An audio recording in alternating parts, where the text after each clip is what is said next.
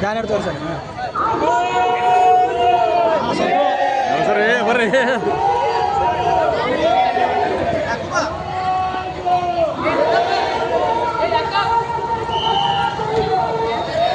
ಬರ್ರಿ sir thank you sir okay welcome ಬರ್ರಿ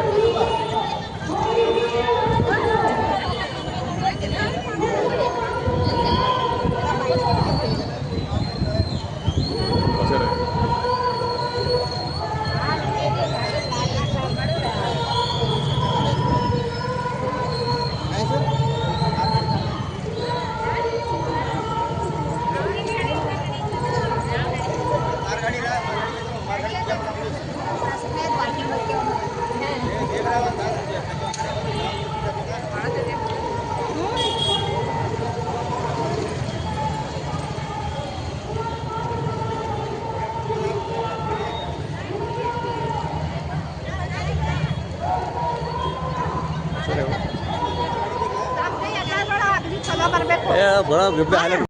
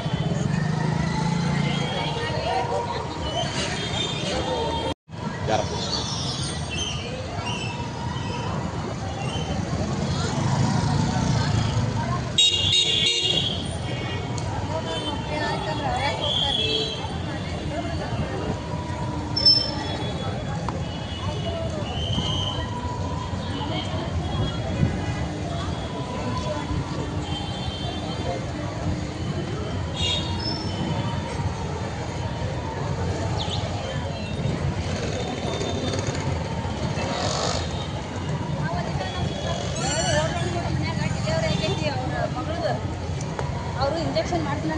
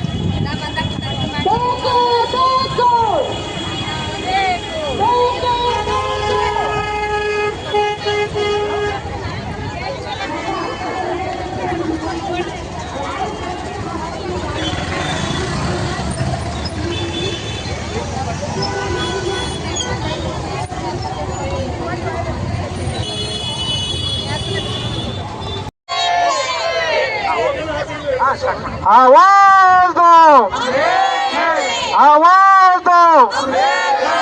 इंकलाब इंकलाब ಏನೇ ಬರಲಿ, ಏನೇ ಬರಲಿ,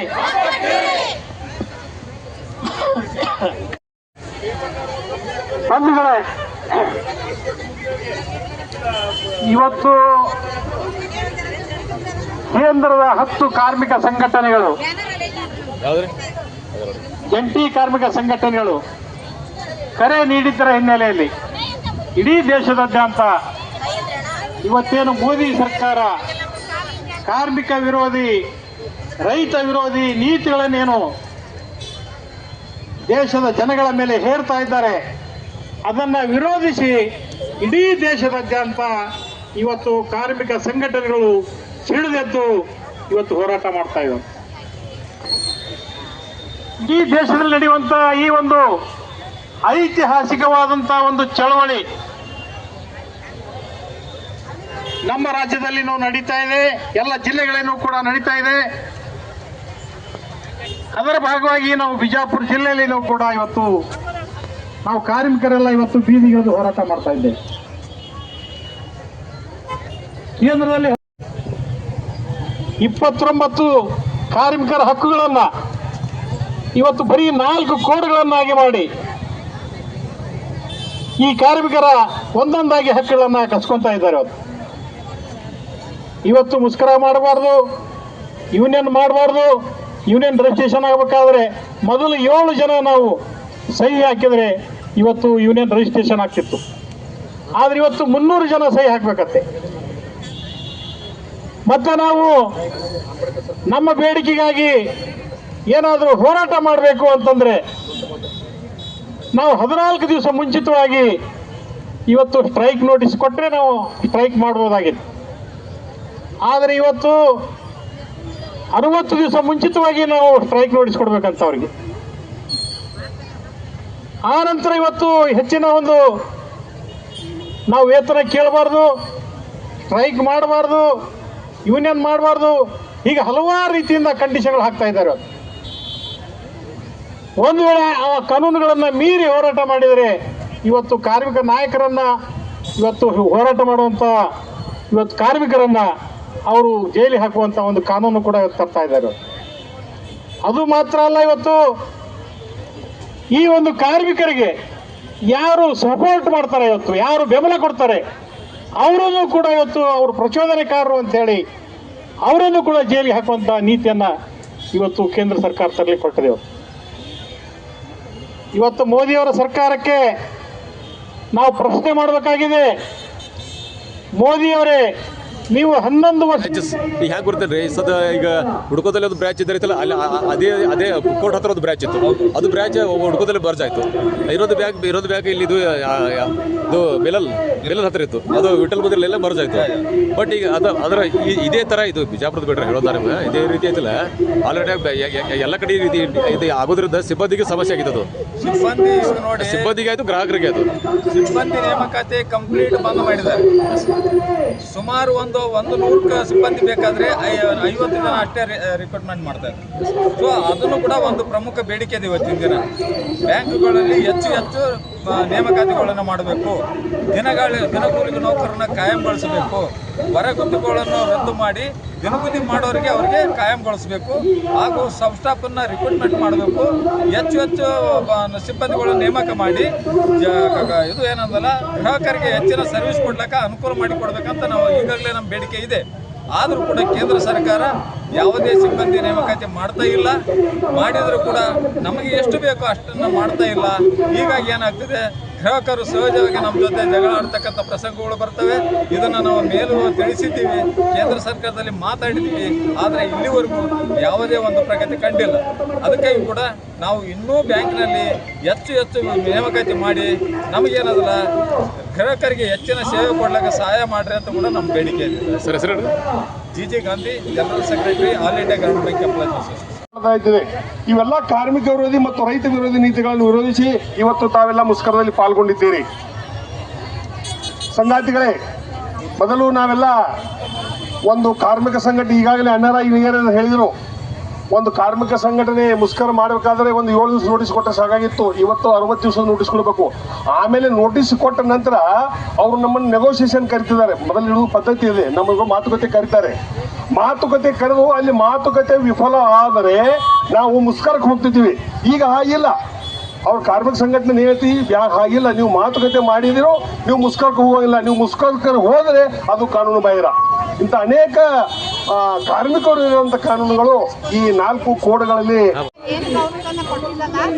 ನಮಗೇನಂದ್ರೆ ಕೇಂದ್ರ ಸರ್ಕಾರ ಈ ಸರ್ತಿ ಎನಿ ಕಂಡೀಷನ್ ನಮ್ಗೆ ಗೌರವನ ಹೆಚ್ಚಳ ಮಾಡಬೇಕು. ಮತ್ತು ಇನ್ನೊಂದು ಕೆಲವೊಂದು ಸೀಟುಗಳು ಖಾಲಿ ಇವೆ. ಒಬ್ಬಕ್ಕೆ ವರ್ಕರ್ ಎಲ್ಲ ಅಂಗನವಾಡಿ ಎಲ್ಲ ಕೆಲಸ ಕೂಡ ನಾವೇ ಮಾಡಿದ್ದೀವಿ. ಇಷ್ಟು ಮಾನಸಿಕ ಒತ್ತಡ ಆಗ್ಯದಂದ್ರೆ ನಾವು ಗೌರವ ಕಾರ್ಯಕರ್ತರು 11,000 ಪಗಾರ ತಗೊಂಡವ್ರು ಇಷ್ಟು ಒತ್ತಡದಿಂದ ಕೆಲಸ ಮಾಡ್ಲಿಕ್ಕಂದ್ರೆ ಅದೇನು ಹೇಳಬಾರ್ದು. ಅಷ್ಟು ನಮಗೆ ಸರ್ಕಾರದಿಂದ ಒತ್ತಡದ. ಸರ್ಕಾರ ಅಧಿಕಾರಿಗಳಿಗೆ ಒತ್ತಡ ಮಾಡ್ತಾರೆ, ಅಧಿಕಾರಿಗಳು ನಮಗೆ ಒತ್ತಡ ಮಾಡ್ತಾರೆ, ನಾವು ಫಲಾನುಭವಿಗಳಿಗೆ ಒತ್ತಡ ಮಾಡ್ತೀವಿ. ಹೀಗಾಗಿ ನಮಗೇನದ ಭಾಳ ಮಾನಸಿಕ ಹಿಂಸೆ ಆಗಿರ್ತದೆ. ನಾವು ಹೇಳೋದು ಏನದ, ಪೋಷಣ್ ಟ್ರ್ಯಾಕರ್ FRS ಏನದ ಇದನ್ನು ಕೇಂದ್ರ ಸರ್ಕಾರ ಇದನ್ನು ತೆಗಿಬೇಕು. ನಾವು ICDS ಒಳಗೆ ಕೆಲಸ ಮಾಡಲಿಕ್ಕೆ ಒಳ್ಳೆ ಅನ್ನೋದಿಲ್ಲ, ಕೆಲಸ ಮಾಡ್ತೀವಿ. ಈಗ ನಾಳೆ ಅಕ್ಟೋಬರ್ಗೆ 50 ವರ್ಷ ಆಗಿದೆ ನಮ್ಮ ICDS ಚಾಲುವಾಗಿ. ಆದರೂ ಕೂಡ ಇನ್ನೂವರೆಗೆ ಒಂದು ಕನಿಷ್ಠ ವೇತನ ಇಲ್ಲ, ಕನಿಷ್ಠ ಪಗಾರ ಇಲ್ಲ, ಯಾವುದು ಸಾಮಾಜಿಕ ಭದ್ರತೆ ಇಲ್ಲ, ಒಂದು ಪೆನ್ಷನ್ ಇಲ್ಲ. ಆದರೂ ಕೂಡ ನಾವೆಲ್ಲರೂ ಮಹಿಳೆಯರು ಕೆಲಸ ಮಾಡ್ಕೊತಿದ್ದೀವಿ. ಇವತ್ತಿನ ದಿವಸ ಏನದ ಇದ್ರೊಳಗೆ ಮುಷ್ಕರೊಳಗೆ ನಾವು ಭಾಗವಹಿಸಿವಿ. ಇದೇ ರೀತಿ ಅಂತಂದ್ರೆ ನಾವು ಡೈಲಿ ತನಕ ಬಂದು ಹೋರಾಟ ಮಾಡ್ತೀವಿ ಅಂತೇಳಿ ಕರ್ನಾಟಕ ರಾಜ್ಯ ಅಂಗನವಾಡಿ ನೌಕರರ ಸಂಘ ಜಿಲ್ಲಾಧ್ಯಕ್ಷ, ರಾಜ್ಯ ಉಪಾಧ್ಯಕ್ಷ ಸುನಂದ ನಾಯಕ ಮಾತಾಡೋದು. ಇಲ್ಲ, ನೀವು ಇಂಥ ರೇಷನ್ ಕೊಡ್ತೀರಿ, ಇದನ್ನ ದನ ತಿನ್ನಂಗಿಲ್ಲ, ಮತ್ತು ಇದನ್ನ ನಮ್ಮ ಬೆಲ್ಲನೂ ಬೇಡ, ನಮ್ಗೆ ಹಿಟ್ಟೂ ಬೇಡ, ಚಲೋ ರೇಷನ್ ಬರ್ತಿತ್ತು ಅಂದ್ರೆ ನೀವು ಫೋಟೋ ಇದಕ್ಕೆ ತಗೊಂಡು ಹೋಗ್ತೀರಿ ನೀವು ಅಂತೇಳಿ ಈ ಥರ ಮಾತಾಡ್ತಾರೆ. ಅದ್ರ ಸಂಬಂಧ ಈಗ ಏನೈತಿ ನಮ್ಗೆ FRSನೂ ಮಾಡೋದಾರ, ಫೋಟೋ ಕ್ಯಾಪ್ಚರು ಬೇಡ, ನಮಗೆ ಈ KYC ಅಂತ KYC ಮಾಡ್ತೀವಿ ಇಲ್ಲ ಅನ್ನಂಗಿಲ್ಲ. ಆದರೆ ಜನರಿಗೆ ಈ ಸಾರ್ವಜನಿಕರಿಗೆ ಏನದ ಇದು ಭಾಳ ತೊಂದರೆ ಆಗೈತಿ. ಮೊನ್ನೆ ನೀವು ಫೋಟೋ ತಗೊಂಡು ಹೋಗಿರಿಲ್ಲ, ಮತ್ತೆ ಈ ತಿಂಗಳು ತೆಗಿತೀರಿ ಅಂತಂತಾರೆ. ಈಗ ಅಂಗನವಾಡಿ ಮಕ್ಕಳಲ್ಲಿನೂ 3 ರಿಂದ 6 ವರ್ಷದ ಮಕ್ಕಳು ಅಂಗನವಾಡಿಯಲ್ಲೇನ ನಾವು ಮತ್ತೆ ಫೋಟೋ ಕ್ಯಾಪ್ಚರ್ ಮಾಡ್ಬೇಕಂತ. ಯಾವ ಮಕ್ಕಳ ಶಾಲೆಗೆ ಬರ್ತಾವ ಅದು ಅಷ್ಟೇ ರೇಷನ್ ಬರೋದು, ಇರ್ಲಿಕ್ಕಂತಂದ್ರೆ ಇಲ್ಲ. ಯಾಕಂದ್ರೆ ಫೋಟೋ ಕ್ಯಾಪ್ಚರ್ ಆಗ್ಲಿಕ್ಕಂತಂದ್ರನ ಇನ್ನೊಬ್ಬರಿಗೆ ಅವ್ರಿಗೆ ರೇಷನ್ ಕೊಟ್ಟಿರಿ ನಮ್ಗೆ ಯಾಕೆ ಕೊಟ್ಟಿಲ್ಲ ಜಗಳ ತೆಗಿತಾರೆ. ಇನ್ನು ಮುಂದೆ ಅದೇ ಯಾವ್ದು ಕ್ಯಾಪ್ಚರ್ ಐತಿ ಅವ್ರಿಗಷ್ಟೇ ನಾವು ಫುಡ್ ಬರ್ತೈತೆ ಅಂತ ಹೇಳ್ತಾರೆ. ಆದ್ರೆ ನಮಗೀಗ ಅಲ್ಲಿ ನೌಕರಿ ಮಾಡೋದು ನಮ್ಗೆ ಜಡ ಆಗಿಬಿಟ್ಟೈತಿ ಇದ್ರ ಸಂಬಂಧ. ಹಾಗಾಗಿ ಈಗ ಏನೈತಿ ನಾವು ಈ ಫೋಟೋ ಕ್ಯಾಪ್ಚರ್ದು ತೆಗಿಬೇಕು, FRS ಇದು ಮಾಡೋದು ತೆಗಿಬೇಕು. ಅದಕ್ಕೆ ನಾವು ಏನಲ್ಲಿ ಕೇಂದ್ರ ಸರ್ಕಾರದಲ್ಲಿ ನಾವು ಕೇಳ್ಕೊಳ್ಳೋದಂದ್ರೆ ಇದು ಒಂದೇ ನಮಗೆ.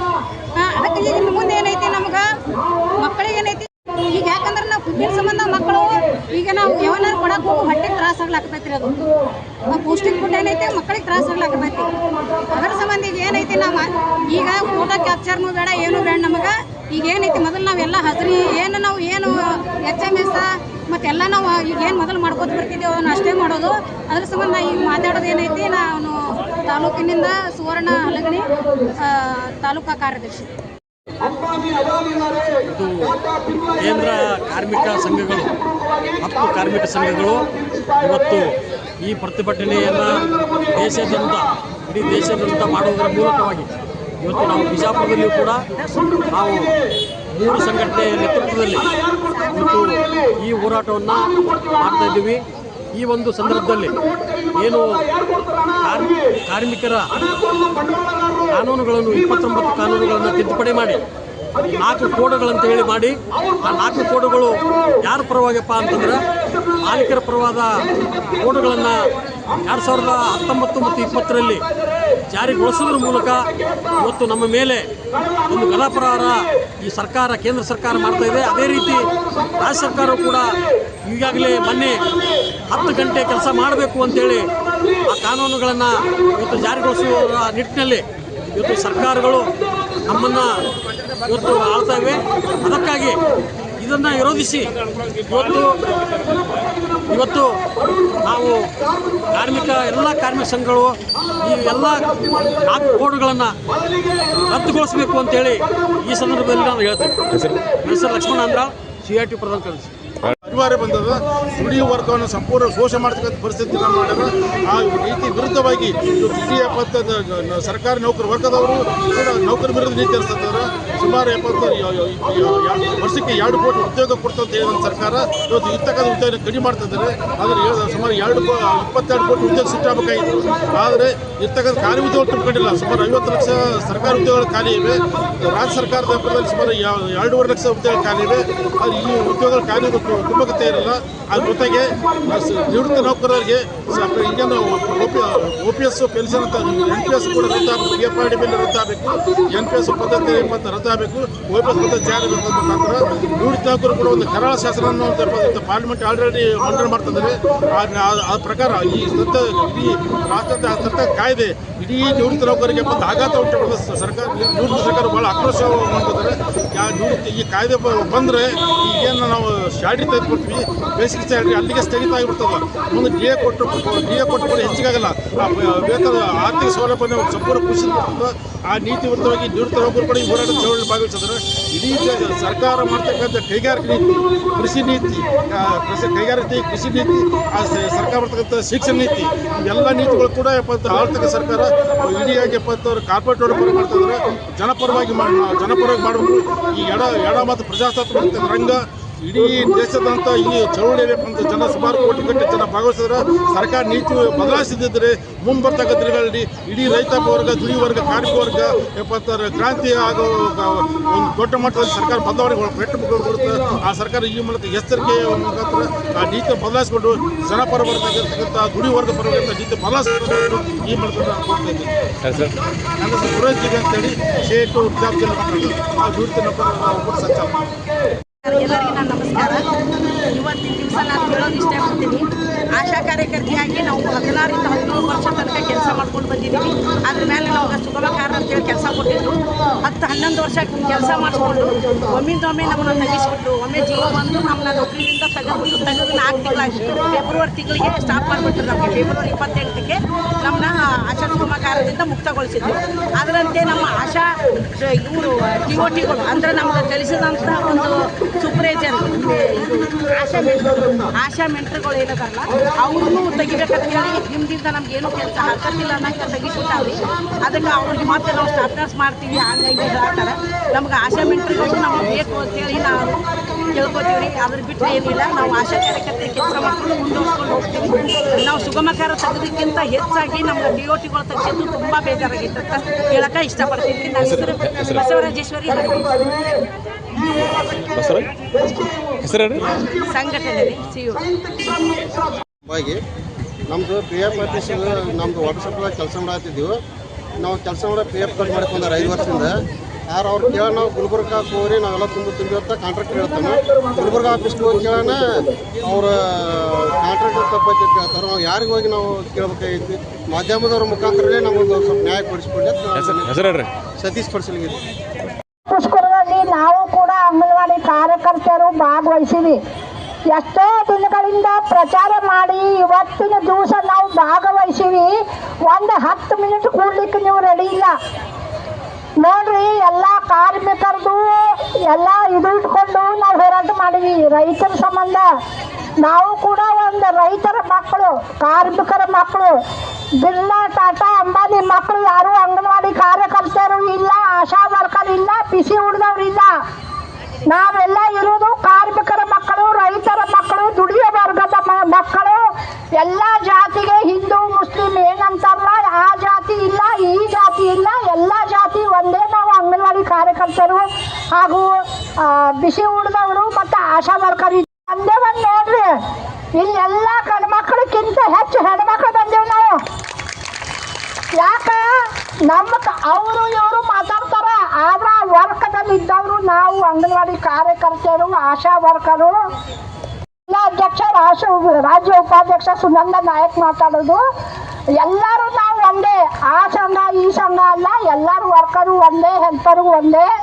ಇವತ್ತಿನ ದಿವಸ ನಾವು ಹೋರಾಟಕ್ಕೆ ಬಂದಿವಿ. ಸ್ವಲ್ಪ ನಮ್ಮಲ್ಲಿ ತಾಳ್ಮೆ ಇರಲಿ. ಯಾಕಂದ್ರೆ ನಾವು ಅಂಗನವಾಡಿ ಕೆಲಸ ಮಾಡ್ಬೇಕಂದ್ರೆ ಕರೆಕ್ಟ್ 9ಕ್ಕೆ ಹೋಗ್ತೀವಿ, 4ಕ್ಕೆ ಹೊರಗೆ ಹೋಗ್ತೀವಿ. ಯಾರೇ ಬರ್ತಾರಂತೇಳಿ ನಮ್ಮ ಎದುರು ಡಬ ಮಾಡ್ತಿರ್ತದ ನೋಡ್ರಿ. ಅಂಗನವಾಡಿ ಕಾರ್ಯ ಕಾರ್ಯಕರ್ತರು ಮಾಡುವಂತ ಕೆಲಸ ಯಾರು ಮಾಡಲ್ಲ.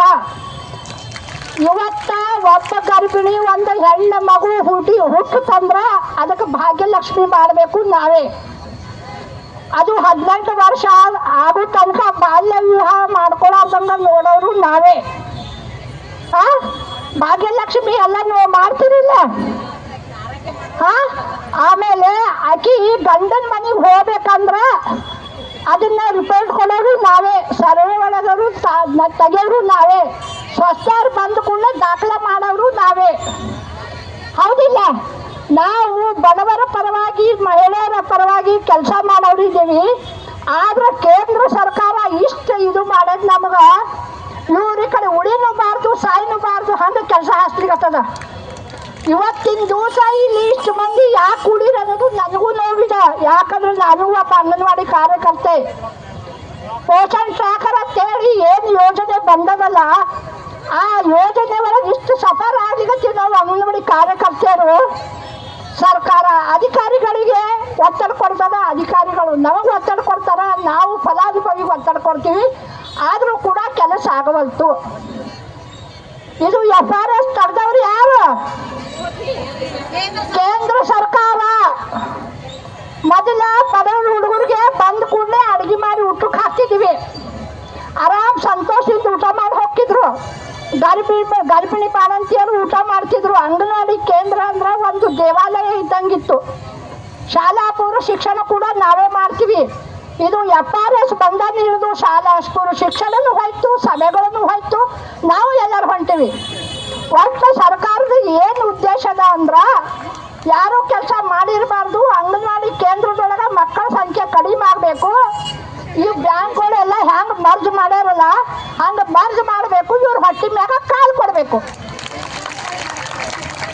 ಇವ್ರ ಹೊಟ್ಟೆ ಮ್ಯಾಗ ಕಾಲು ಕೊಡಬೇಕು. ಯಾಕಂದ್ರೆ ನಾವು ಹೆಣ್ಮಕ್ಳು, ನಾವು ಅವ್ರು ಏನು ಕೊಟ್ರು ಕೊಡ್ರಿ ತಗೋರಿ ಮಾಡೋರು ನಾವು. ಆದ್ರೂ ಇವತ್ತು ರೋಡ್ ಮ್ಯಾಗ ಎಲ್ಲರೂ ಕೂತೀವಿ. ಕೇಂದ್ರ ಸರ್ಕಾರಕ್ಕೆ ಏನು ಎಚ್ಚರ ಕೊಡ್ತೀನಂದ್ರ ನಮ್ಮ ಅಂಗನವಾಡಿ ಕಾರ್ಯಕರ್ತರಿಗೆ ಬಿಸಿ ಊಟ, ಆಶಾದವ್ರಿಗೆ ನೀವೇನಾದರೂ ಗೌರವಧನ ಹೆಚ್ಚಳ ಮಾಡಲಿಲ್ಲ, ಕನಿಷ್ಠ ವೇತನ ಕೊಡಲಿಲ್ಲ, ನಮ್ಗೆ ಮಾನಸಿಕ ಹಿಂಸೆ ಕೊಟ್ರಿ. ಇದು ಪೋಷಣ್ ಟ್ರ್ಯಾಕರ್ ಇದ್ರೆ ಎಲ್ಲರಿಗೂ ಮಾನಸಿಕ ಹಿಂಸೆ ಆಗೋದೇ ಇಲ್ಲ. ಮನೆ ಹೋಗ್ಬೇಕು. ಈಗ ದೊಡ್ಡಿ ತಾಂಡ ಅಲ್ಪಸಂಖ್ಯಾತರ ಏರಿಯಾದಾಗ ನಾವು FRS ಮಾಡಲಿಕ್ಕೆ ಹೋಗ್ತೀವಿ. ಅಲ್ಲಿ ಯಾರೂ ಇರುವುದಿಲ್ಲ. ವಿಡಿಯೋ ಮಾಡಿ ಕಳಿಸ್ತಾರೆ. ಆ ವಿಡಿಯೋ ಹಾಕಿ ಎಲ್ಲೂ ಅಡಗಾಡಬಾರ್ದಾಕಿ ಅಂದ್ರೆ ವಿಡಿಯೋ ಹಾಕೋದದು. ಮನ್ಯಾಗ ರಾತ್ರಿ ಬರೋದು. ಮುಂಜಾನೆ ನೆಟ್ವರ್ಕ್ ಇರಲ್ಲ. ಮುಂಜಾನೆ 9 ತನಕ ಗಂಡ ಮಕ್ಕಳು ಶಿಕ್ಷಣ ಆರೋಗ್ಯ ಸಾಲಿ ಕಳಿಸೋದು. ಇರೋ ಬೇರೆ BP ಶುಗರ್ ಪೇಷಂಟ್ ಹಾರ್ಟ್ ಭಾಳ ಮಂದಿ ಇದ್ದೀರಿ ಇಲ್ಲಿ. ನನ್ನ ಹಿಡ್ಕೊಂಡು ಹೇಳ್ತೀನಿ. ಯಾಕಂದ್ರೆ ಹೆಣ್ಮಕ್ಳು ನಮಗೆ ಕಷ್ಟ ಗೊತ್ತಾ. ಮನ್ಯಾಗ ಅಡುಗೆ ಮಾಡ್ಸಕ 9 ಆಗ್ತದ. ಸಾಲಿಗೆ 10ಕ್ಕೆ ಹೋಗ್ತೀವಿ. ನೆಟ್ವರ್ಕ್ ಹೋಗ್ಬಿಡ್ತದ. ಅಲ್ಲೆಲ್ಲ ಹೋಗಿ ಮನಿ ತಿರುಗಾಡಿ ಹೋಗಿ ಮಾಡ್ಕೊಂಡು ಬರೋದ. 6ಕ್ಕೆ ಮೊಬೈಲ್ ಹಿಡಿಯೋದು. ಮನ್ಯಾಗ ಅತ್ತಿ ಮಾವ ಗಂಡ ಮೊಬೈಲ್ ಯಾಕೆ ಹಿಡಿದು ಅವ್ರು ಹೊಯ್ಕೊಂಡು ಒಂದೇ ಸೌನ. ಹೌದಿಲ್ಲ? ಅದು ನೆಟ್ವರ್ಕ್ ಬರ್ತಂತ ಮೊಬೈಲ್ ಹಿಡಿದು ಕೈ ಹಿಂಗೆ ಮಾಡೋದು. ಆದರೂ ಕೂಡ ನೆಟ್ವರ್ಕ್ ಬರಲ್ಲ. FRS ಜಲ್ದಿ ಆಗಲ್ಲ. ಅದು ಆಗ್ಲಿಕ್ಕಂದ್ರೆ ನಮಗೆ ಫುಡ್ ಬರಲ್ಲ. ಪ್ರತಿಯೊಂದು 6 ರಿಂದ 3 ವರ್ಷದ ಮಕ್ಕಳಿಗೆ, ಗರ್ಭಿಣಿ ಬಾಣಂತಿಯರಿಗೆ FRS ಆದಾಗೆ ನಮಗೆ ಫುಡ್ ಬರೋದು. ಆಮೇಲೆ ಮುಖ ನೋಡ್ತಾರಂತ ಅವರು, ಸರ್ಕಾರದವ್ರು ಅಲ್ಲಿ ಕೂತು ಮುಖ ನೋಡ್ತಾರಂತ. AC ರೂಮ್ನ್ಯಾಗ ಕೂತು ಮಕ್ಕಳು ಮುಖ ನೋಡ್ತಾರ, ಗರ್ಭಿಣಿ ಬಾಣಂತಿ ಮುಖ ನೋಡ್ತಾರ. ನಮ್ಮ ಮುಖ ನೋಡೋರು ಯಾರು? ನಮ್ಮ ಕಷ್ಟ ಕೇಳೋರು ಯಾರು? ಮೊಬೈಲ್ ಕೊಟ್ಟಾರ, ಅದಕ್ಕೊಂದು ನೆಟ್ವರ್ಕ್ ಇಲ್ಲ.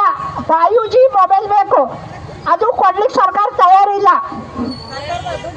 ಸರ್ಕಾರದಾಗ ನಮಗ ಗೌರವಧನ ಹೆಚ್ಚಳ ಮಾಡಂದ್ರೆ ದುಡ್ಡಿಗೆ ಅಂತ ಹೇಳ್ತಾರ.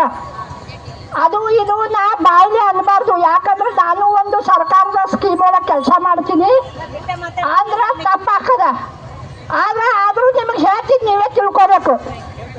ಎಲ್ಲರ ಹೋಗಿ ಕಂಡಪಟ್ಟಿ ಖರ್ಚು ಮಾಡ್ತದೆ ಕೇಂದ್ರ ಸರ್ಕಾರ. ಗೌರವಧನ ಹೆಚ್ಚಳ ಮಾಡಂದ್ರೆ ರೊಕ್ಕಿಲ್ಲ, ಬಜೆಟ್ ಇಲ್ಲ. ಆಮೇಲೆ ಕೆಲವೊಂದು ಕಡೆ ನಾವು ಅಂಗನವಾಡಿ ವರ್ಕರು ಮೊಬೈಲ್ ತಗೊಂಡು ಹೋದ್ರೆ ಏ ಬಾಯಿ ನಿನ್ ಹಿಟ್ಟು ಬೇಡ ನಿನ್ ಕರಿ ಬೆಲ್ಲನೂ ಬೇಡ, ಹೋಗ್ರಿ ಮನೆಗೆ, ಬೇಡ ಯಾವಾಗ ನಾವು ಬರುದಿಲ್ಲ ಅಂಗನವಾಡಿಗೆ ಅಂತ ಹೇಳ್ತಾರ. ಇವರೇ ನಮಗ್ ಬಿಡಲ್ಲ, ಬಿಡ್ತಾರೇನ್ರಿ? ರಾತ್ರಿ ಕನಿಷ್ಠ ಮಕ್ಕಳು FRS ಮೊಬೈಲ್ ಕೈಯಾಗ ಫೋಟೋ ಕ್ಯಾಪ್ಚರ್ ಮಾಡೋದು, ಫೇಸ್ ರಿವ್ಯೂ ಮಾಡೋದು. ನಮ್ದಂತ ಹಣೆ ಬಾರ ಕೊಡೋದು ಇವ್ರು 11,000 ಪಗಾರ ಒಳಗ ಮಾನಸಿಕವಾಗಿ ಎಷ್ಟೋ ಜನ ದವಾಖಾನೆ ರೊಕ್ಕ ಹಾಕಾರ. ಮೊನ್ನೆ ಒಂದಿಬ್ರು ಅಂಗನವಾಡಿ ಕಾರ್ಯಕರ್ತರು ರಾಜೀನಾಮೆ ಕೊಟ್ಟಾರ. ಯಾಕೆ ಸರ್ಕಾರಕ್ಕೆ ಕೇಳ್ತೀನಿ, ಈ ಅಂಗನವಾಡಿ ಒಳಗ 70% ವಿಧವೆಯರಿದ್ದಾರೆ. ಇದ್ದೀರಾ ಇಲ್ಲ? ವಿಧವೆಯರಿಗೆ ಫಸ್ಟ್ ಇದು ಆದ್ಯತೆ ಅದ. ವಿಧವೆಯರು ಇದ್ದೀರಿ, ಯಾಕಂದ್ರ ವಿಧವೆಯರಿಗೆ ಗಂಡನು ಇರುವುದಿಲ್ಲ, ಮಕ್ಕಳ ಆರೋಗ್ಯ ಶಿಕ್ಷಣ ಎಲ್ಲ ನೋಡ್ಬೇಕು ಅವರು. ಇವ್ರು ಕೊಡು ಪಗಾರದೊಳಗ ಅದನ್ನೆಲ್ಲ ನೋಡ್ಕೊಂಡು ಕೆಲಸ ಮಾಡಬೇಕು. ಮತ್ತು ಆಮೇಲೆ ಈಗ ಏನವ 3-6 ವರ್ಷದ ಮಕ್ಕಳಿಗೆ ಗರ್ಭಿಣಿ ಮಾಡೋದಿಗೆ ನುಚ್ಚು ಕೊಡ್ಲಿಕ್ಕತ್ತಾರ. ಒಂದು ಗೋಧಿ ಒಳಗೆ 4 ಕಾಳ, 2 ಕಾಳ, ಹೌದಿಲ್ಲ? 2 ಕಾಳ. ಆಮೇಲೆ ಬೆಲ್ಲ ಪಾಕಿಟ್ ಒಳಗೆ ಪ್ಯಾಕಿಂಗ್ ಮಾಡಿರ್ತಾರದು, ಅಷ್ಟು ಚಲೋ ಘಮ ಘಮ ಘಮ ನಾರ್ಸಿರ್ತದದು. ಅದು ಏನು ಮಾಡ್ತಾರ, ತಗೋ ಅಂದ್ರೆ ಏ ಬಾಯಿ ಯಾರು ತಿಂತಾರವ ಇದು ನಾವು ಅಲ್ಲಿ ಅಂತಾರ ಅವರು. ಆಮೇಲೆ ಗರ್ಭಿಣಿ ಸಂಖ್ಯೆ ಬಾಣಂತಿ ಸಂಖ್ಯೆ ಕಡಿಮೆ, ಹೌದಿಲ್ಲ? 3-6 ವರ್ಷದ ಮಕ್ಕಳು ಸರ್ಕಾರ ಏನು ಮಾಡ್ತು, ಅಚ್ಚಿ ವರ್ಷ ಪಬ್ಲಿಕ್ ಸ್ಕೂಲ್ ತೆಗಿತು. ಅಂಗನವಾಡಿ ಒಳಗ ಮಕ್ಕಳಿಲ್ಲ, ದಿನ ಫೋಟೋ ಬಿಡ ಅಂತಾರ. ಕೆಲವೊಬ್ರು ನಾನು ಹಿಡ್ಕೊಂಡೆ ಹೇಳ್ತೀನಿ, ಹಿಂಗೆ ಫೋಟೋ ತರಿಸೋದು ಮಗನಾಗ ಎಲ್ಲೇ ಹುಡುಗರು. ಅದರಿಂದ ಏನು ಹಾಕೋದು ಗೊತ್ತೇನ್ರಿ, ನಾವು ಫೋಟೋ ಕ್ಯಾಪ್ಚರ್ ಮಾಡಿದ್ದು ಸರ್ಕಾರಕ್ಕೆ ಹೋಗ್ತದ. ಅದನ್ನೆಲ್ಲ ಗೋಳೆ ಮಾಡ್ಕೊಂಡು ಕೇಂದ್ರ ಸರ್ಕಾರ ಅಷ್ಟು ಹಗರು ಇಲ್ಲ. ಅದು ನೀವು ತಿಳ್ಕೊಂಡಷ್ಟು ಹಗರು ಇಲ್ಲ. ಮಕ್ಕಳ ಸಂಖ್ಯೆ ಎನಿಸ್ತದ, ಡೈಲಿ ರಿಪೋರ್ಟ್ ಹೋಗ್ತದ ಹಾಜರಿ. 2-3 ಮಕ್ಕಳಿದ್ರೆ ಅಂಗನವಾಡಿ ಯಾಕೆ ಬೇಕಂತೇಳಿ ಅಂಗನವಾಡಿಗಳು ಮರ್ಜ್ ಮಾಡ್ತಾರೆ. ಅದ್ರೊಳಗೆ ಹೆಚ್ಚಿಗೆ ಕಟ್ಟಕ್ಕಿ ಚಲೋ ಕಟ್ಟಡಕ್ಕಿ ಉಳಿತಾಳ, ಉಳಿಕಿದವ್ರು ಮನೆಗೆ ಹೋಗ್ತಿರೋ ಇಲ್ಲ?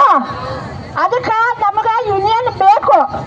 ನಾವು ಇವತ್ತ ರೋಡ್ ಬೇಕು ಇದು ಸಂಘರ್ಷ ಮಾಡ್ಲಿಕ್ಕತ್ತೇವಂದ್ರೆ ಬಾಬಾ ಸಾಹೇಬ್ ಅಂಬೇಡ್ಕರ್ ನಮ್ಮ ಹೆಣ್ಮಕ್ಳಿಗೆ ಹಕ್ಕು ಕೊಟ್ಟಾರೆ. ಇವತ್ತ ನಮಗೆ ಯಾರು ಬಂದು ನೀವು ಬರ್ರವ ಅಧಿಕಾರ ಇದನ್ನ ಬಂದು ನೀವು ಮಾಡತ್ ಹೇಳಲ್ಲ, ನಮಗೊಂದು ಅಧಿಕಾರ ಕೊಟ್ಟಾರ. ಯಾರು? ಬಾಬಾ ಸಾಹೇಬ್ ಇವರು ಅಂಬೇಡ್ಕರ್ ಅವರು. ಅದನ್ನು ಕೂಡ ಸರ್ಕಾರ ಪರಿಗಣಿಸುವುದಿಲ್ಲ. ಈಗ ಏನು ತಂದಾರ ಸರ್ಕಾರ, 4 ಸಂಹಿತೆಗಳನ್ನು ತಂದಾರ. ಅದರೊಳಗೆ ನಾವು ಯಾರು ಹೋರಾಟ ಮಾಡಬಾರ್ದು. ಹೋರಾಟ ಮಾಡಬೇಕಂದ್ರೆ 3 ತಿಂಗಳು ಮೊದಲು ನೋಟಿಸ್ ಕೊಡಬೇಕು. ಇದಕ್ಕಾದ್ರೂ ಒಂದು ಹೊರಗೆ ಹಾಕಲ್ಲ ನಮ್ಮ ಪೊಲೀಸರು. ಅಂಥದ್ದು ಒಂದು ತೆಗ್ದಾರ, ಅಂಥದ್ದು ಒಂದು ಕಾಯ್ದೆ ತರ್ಲಿಕ್ಕೆ ಬಂದದ ಕೇಂದ್ರ ಸರ್ಕಾರ. ನಾವೇನಂತೀವಿ, ಇವತ್ತು ಖರೆ ಅಂದ್ರೆ ನಾವು ಹೊಡಿಲಿ ಬಡಿಲಿ ಅಂತ ತಯಾರಾಗಿ ಬಂದಿದ್ದೇವೆ. ನಮಗೇನಾದ್ರೂ ಹಾಕದತ್ತೆ ಎಲ್ಲರೂ ಸಾಕಾಗೈತೆ. ನಮಗೆ ಸಾಕಾಗ್ಯದು ಇಲ್ಲ. ಒಂದು ಕನಿಷ್ಠ ವೇತನ ಇಲ್ಲ. ಗೌರವ ಕಾರ್ಯಕರ್ತೆ ಅಂತ ಹೇಳಿ ಕೆಲಸ ಮಾಡಿಸ್ಕೊಟ್ಟಾರ, ಕನಿಷ್ಠ ವೇತನ ಕೊಡುವುದಿಲ್ಲ. ಬರು 11,000 ಒಳಗೆ ಬಾಯಿ ತಕೊಂಡು ಕೊಡಬೇಕು, ಮಕ್ಕಳು ಫೀ ತುಂಬಬೇಕು, ಆರೋಗ್ಯ ಖರ್ಚು ಮಾಡಬೇಕು. ಇವತ್ತು ಲಗ್ನ ಮುಹೂರ್ತ ಬಾಡಿಗೆ ಎಲ್ಲ, ಹೌದೇ ಇಲ್ಲ? ಅಂತ ಸರ್ಕಾರ 2018ರಿಂದ ಕೇಂದ್ರ ಸರ್ಕಾರ 1 ಪೈಸೆ ಕೂಡ ಹೆಚ್ಚು ಮಾಡಿಲ್ಲ. ನಮಗೆ ಮಾಡ್ಯಾರೇನ್ರಿ? ಬರೀ ರಾಜ್ಯ ಸರ್ಕಾರಕ್ಕೆ ಹೋಗಲ್ಲ, ಅವ್ರೊಂದು 500 ಮಾಡ್ತಾರೆ, 1,000 ಒಂದು ಏರಿಸ್ತಾರೆ. ಚುನಾವಣೆ ಮತ್ತಂದ್ರೆ ಅಂಗನವಾಡಿ ಕಾರ್ಯಕರ್ತರಿಗೆ ಬಂಪರ್ ಬಹುಮಾನ ತಗೊಂಡ್ರವ, ಬಂಪರ್ ಬಹುಮಾನ. ಬಾಯಿಗೆ ಮುಸ್ರಿ ವರಿಷ್ಠ ಕಳಿಸ್ತಾರೆ ನಮ್ಮನ್ನ. ಅಂತ ಸರ್ಕಾರಗಳು, ಕೇಂದ್ರ ಸರ್ಕಾರ ಅಪ್ಪ, ರಾಜ್ಯ ಸರ್ಕಾರ ಮಗ, ಎಲ್ಲರೂ ಅವ್ರೆ. ಅದಕ್ಕೆ ಇವತ್ತಿನ ನಮ್ಮ ಬೇಡಿಕೆಗಳು ಏನದ ಅಂದ್ರೆ, ಇದು ಫೋಟೋ ಕ್ಯಾಪ್ಚರ ತೆಗಿಬೇಕು, ಕನಿಷ್ಠ ವೇತನ ಕೊಡಬೇಕು ನಮಗೆ. ಕನಿಷ್ಠ ವೇತನ ಕೊಡಬೇಕು. ಆಮೇಲೆ ಇನ್ನೊಂದು ಸಾಮಾಜಿಕ ಭದ್ರತೆ ಕೊಡಬೇಕು. ಈಗ 60 ವರ್ಷ ಆದವ್ರು ನಾಳೆ ಮನೆಗೆ ಹೋಗ್ತೀರಿ, ಏನು ತಿಂತೀರಿವ? ಪೆನ್ಷನ್ ಕೊಡಬೇಕು, ಪಿಂಚಣಿ ಕೊಡಬೇಕು. ಪಿಂಚಣಿ 8,000 ಕೊಡಬೇಕು. ಕನಿಷ್ಠ ವೇತನ 36,000 ರೂಪಾಯಿ ಕೊಡಬೇಕು. ಕೊಡ್ತಾರ ಇವ್ರು 36,000 ರೂಪಾಯಿ. ಹೋರಾಟ ಮಾಡಬೇಕು. ಕೊಡ್ಲಿಕ್ಕಂದ್ರೆ ಹೋರಾಟಕ್ಕೆಲ್ಲ ರೆಡಿ ಆಗಬೇಕು. ಹೋರಾಟ ಮಾಡಬೇಕು. ಆಮೇಲೆ ಇನ್ನೊಂದು ಮುಖ್ಯವಾಗಿ ನಮ್ಗೆ ತೆಗಿನವಾದಂಥ ಪೋಷಣ್ ಟ್ರ್ಯಾಕರ ತೆಗಿಬೇಕಂತೇಳಿ ನಮ್ಮ ಅಂಗನವಾಡಿ ಕಾರ್ಯಕರ್ತೆಯರದು ಇದು ಅದ ವಿನಂತಿ ಅದ. ಆಹಾರ ಮಕ್ಕಳಿಗೆ ಗರ್ಭಿಣಿಗೆ ಬಾಣಂತಿಗೆ ಚಲೋ ಆಹಾರ ಕೊಡಬೇಕು. ತಿನ್ನಂಥ ಆಹಾರ ಕೊಡಬೇಕು. ಗೌರವ ಕಾರ್ಯಕ್ಕೆ ಗೌರವದಿಂದ ಕಾಣಬೇಕು. ಇವತ್ತು ಸರ್ಕಾರವೇ ಆಗಲಿ ಅಧಿಕಾರಿಗಳೇ ಆಗಲಿ ಯಾರೇ ಆಗಲಿ ಗೌರವದಿಂದ ಕಾಣಬೇಕು. ಇವತ್ತಿನ ದಿವಸ ಹೆಚ್ಚಿನ ಸಂಖ್ಯೆಯರು ನಮ್ಮ ಎಲ್ಲ ಅಂಗನವಾಡಿ ಕಾರ್ಯಕರ್ತರು ಮಾನಸಿಕ ಹಿಂಸೆಯಾಗಿ ಇವತ್ತು ಇಳಿದಿವಿ ರೋಡ್ ಮ್ಯಾಗ. ನನಗೂ ಗೊತ್ತಾಗ್ಯದ. ಅದಕ್ಕೆ ಈಗೇನದ DC ಆಫೀಸ್ ಮುಂದೆ ಹೋಗೋಣ. ಯಾರು ಆ ಕಡೆ ನೋಡ್ರಿ, ಒಂದು ನಾವು ಉಪವಾಸ ಬಿದ್ರೆ ನಮಗೇನೂ ಆಗಲ್ಲ. ಎಲ್ಲರೂ DC ಆಫೀಸ್ ಮುಂದೆ ಸಾಲಾಗೆ ಬಂದು ಎಲ್ಲರೂ ಎದ್ದು ನಿಂತು ಎಲ್ಲರೂ ಸಾಲಾಗೆ ಬಂದು ಅಲ್ಲೂ ಶಿಸ್ತನ್ನು ಕಾಪಾಡ್ಕೊಂಡು ಹೋಗ್ಬೇಕಂತೇಳಿ ನಾನು ಕರ್ನಾಟಕ ರಾಜ್ಯ ಅಂಗನವಾಡಿ ನೌಕರು ಎಲ್ಲಿದ್ದಾರೆ ಅವರು ಕರ್ನಾಟಕ ರಾಜ್ಯ ಅಂಗನವಾಡಿ ನೌಕರ ಸಂಘ ಸುನಂದ ಅಧ್ಯಕ್ಷ ಮಾತಾಡೋದು. ಕೊಡ್ರಿ ಇನ್ನೊಂದು ಸ್ವಲ್ಪ. ಈಗ ನಾವು ಇದು ಮನವಿ ಏನದಲ್ಲ, ನಮ್ಮ DD ಉಪನಿರ್ದೇಶಕರು ಮಹಿಳಾ ಮತ್ತು ಮಕ್ಕಳ ಕಲ್ಯಾಣ ಇಲಾಖೆ ಅವ್ರ ಮುಖಾಂತರ ಪ್ರಧಾನಮಂತ್ರಿ ಅವರಿಗೆ DD ಮುಖಾಂತರ ಕಳಿಸ್ತೀವಿ, DC ಮುಖಾಂತರ ಕಳಿಸ್ತೀವಿ. ಇಷ್ಟೋ ತನಕ ನಾ ಹೇಳಿದ್ದೆಲ್ಲ ಇವುಗಳ ಬೇಡಿಕೆ ಅವ. ನಮ್ಮ DD ಸರ್ ರಜದ ಮ್ಯಾಗಿದ್ದಾರ, ಅವ್ರ ಆಫೀಸ್ನವ್ರು ಬಂದಾರ. ಇದೊಂದು ಮನವಿ ಕೊಟ್ಟು ಎಲ್ಲರೂ DC ಆಫೀಸ್ಗೆ ಸಾಲಾಗಿ ಬರಬೇಕು. ಯಾರು ಎದ್ದು ಹೋಗುವಂಗಿಲ್ಲ.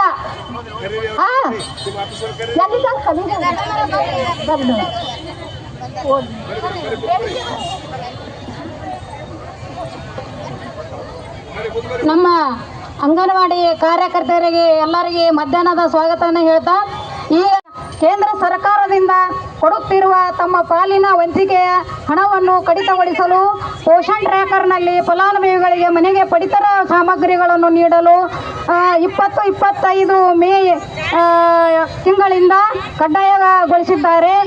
FRS ಮುಖಾಂತರ ವಿತರಿಸಿದ ಜಿಲ್ಲೆಗಳಿಗೆ ಮಾತ್ರ ವೈಫೈ ಅಳವಡಿಕೆ, 5G ಸಾಮರ್ಥ್ಯ ಹೊಂದಿದ ಮೊಬೈಲ್ ಮತ್ತು ಸಿಮ್ಗಳನ್ನು ಒದಗಿಸದೆ FRS ಜಾರಿಗಾಗಿ ಅಂಗನವಾಡಿ ನೌಕರರ ಮೇಲೆ ತುಂಬ ಒತ್ತಡ ಹೇರಲಾಗುತ್ತಿದೆ. ಇದರಿಂದ ಅಂಗನವಾಡಿ ನೌಕರರ ತುಂಬ ಮಾನಸಿಕ ನೋವನ್ನು ಅನುಭವಿಸುತ್ತಿದ್ದಾರೆ ಮತ್ತು ಫಲಾನುಭವಿಗಳಿಗೂ ICDS ಉದ್ದೇಶವನ್ನು ಸಫಲತೆ ಮಾಡುವುದು ಹೇಗೆ ಎಂಬುದನ್ನು ತಾತ್ವಿಕವಾಗಿ ಚಿಂತಿಸಬೇಕಾಗಿದೆ. ಅದರಿಂದ ಸಚಿವರ ಮನೆಗಳನ್ನು ಮುತ್ತಿಗೆ ಹಾಕುವುದು. ಆದರೆ ಈ ನಮ್ಮ ಬೇಡಿಕೆಗಳು ಏನದಾವ ಅಂದ್ರೆ ನಾವು ಮುಖ್ಯ ಅಂಗನವಾಡಿ ಕಾರ್ಯಕರ್ತರಿಗೆ ಏನೈತಿ FRS ಅಂದ್ರೆ ನಮ್ಮ ಕುತ್ತಿಗೆ ಹುರುಳು ಬಂದೈತಿ. ಯಾವ ಹೊತ್ತಿನ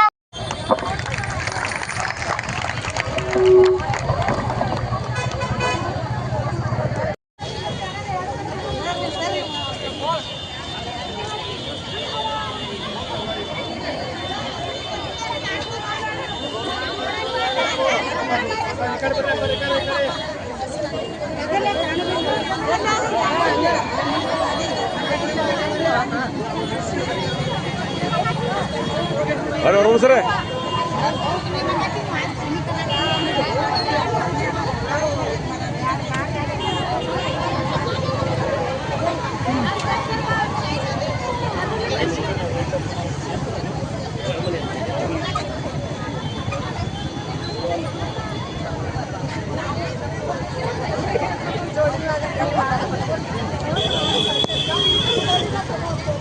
ಬರ್ರಿ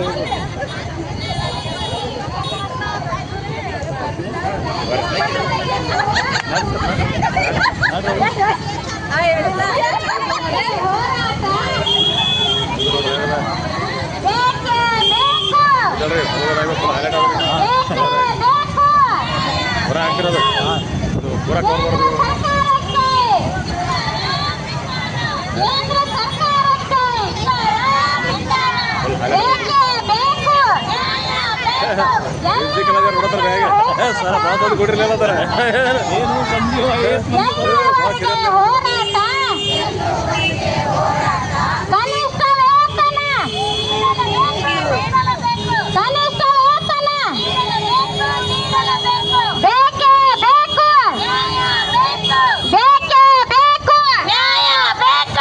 ಎಲ್ಲಿಯವರೆಗೆ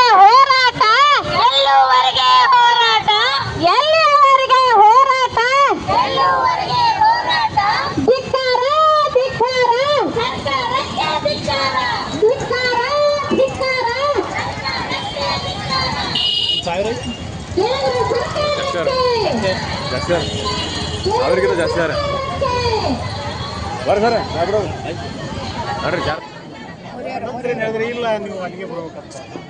ಹಾಗಾಗಿ ಮತ್ತೆ ಆ ಜನಕ್ಕೆಲ್ಲ ಮತ್ತೆ ಬಂದಿತ್ತು. ಇಲ್ಲಿ ಪ್ರಮುಖವಾಗಿ ನಮ್ಮ ಬ್ಯಾಂಕ್ ನೌಕರದಾರ, LIC ನೌಕರರ, BSNL ನೌಕರದಾರ, ಅಂಗನವಾಡಿ ನೌಕರರು, ಡಿಸ್ಟ್ರಿಬ್ಯೂಟರ್ ನೌಕರರು, ಗ್ರಾಮ ಪಂಚಾಯತ್ ನೌಕರರು, ಆಶಾ ಕಾರ್ಯಕರ್ತರು, ಆನಂತರ ಗಾರ್ಡನ್ ವರ್ಕರ್ಸು, ಆನಂತರ ಈ ಬಹುಹಳ್ಳಿ ನೀರು ಸರಬರಾಜು ಸಂಘಟನೆ, ಔಷಧ ಪ್ರತಿನಿಧಿಗಳು, ಅನೇಕ ಸಂಘಟನೆಗಳು ಸೇರಿ ಈ ಒಂದು ಪ್ರತಿಭಟನಾ ಕಾರ್ಯಕ್ರಮ ಮಾಡಾಕತ್ತೀವಿ. ಕೇಂದ್ರ ಸರ್ಕಾರ ಏನು 29 ಕಾರ್ಮಿಕರ ಹಕ್ಕುಗಳನ್ನು ಮೊಟಕುಗೊಳಿಸಿ 4 ಕೋಡ್ಗಳನ್ನು ಮಾಡಿಕೊಟ್ಟಿದ್ದಾರೆ. ಅದನ್ನು ನಾವು ತೀವ್ರವಾಗಿ ವಿರೋಧಿಸ್ತೇವೆ. ಅದನ್ನು ನಾವು ವಾಪಸ್ ತಗೋಬೇಕು. ನಾವು ನಮ್ಮ ಅಹವಾಲನ್ನು ಅವ್ರಿಗೆ ಕಳಿಸ್ಬೇಕು. ಅಲ್ಲಿ